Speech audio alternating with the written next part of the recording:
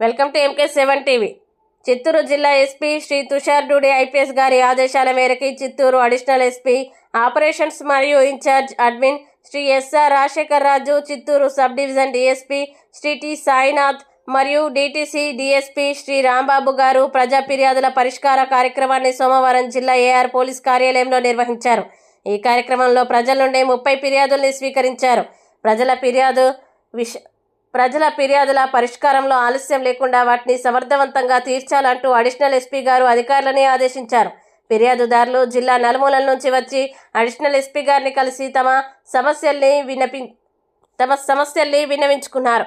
ఫిర్యాదులకు స్పందిస్తూ బాధితుల ఎదుటే వీడియో కాన్ఫరెన్స్ మరియు సెల్ కాన్ఫరెన్స్ ద్వారా సంబంధిత అధికారులకి సమస్యల పరిష్కారానికి ఆదేశాలు జారీ చేయడం జరిగింది.